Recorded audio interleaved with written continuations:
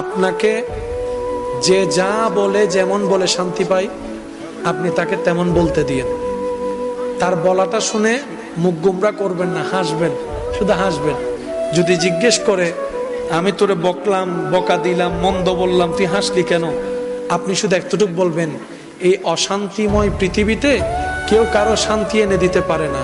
তা আমি ভাবলাম আমাকে 2টা বকা দিলে যদি তোমার মন শান্তি হয়, আমার নামে 2টা বদনাম করলে যদি তুমি শান্তি পাও, যাক আমি না হয় কষ্টই পেলাম, আমার আল্লাহর একজন বান্দাকে তো শান্তির ব্যবস্থা করে দিয়েছি, আল্লাহর একজন বান্দাকে শান্তির ব্যবস্থা করে দিয়েছি, তুমি শান্তি পাচ্ছ, এটা দেখেই আমার শান্তি লাগতেছে। মনে থাকবে ইনশাআল্লাহ। একটু কঠিন, কিন্তু বিশ্বাস করেন উত্তর দেওয়ার চাইতে বড় মজা হচ্ছে চুপ করে থাকা।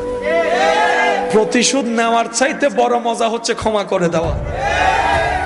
একবার করে দেখেন, শয়তান করতে দিবে না।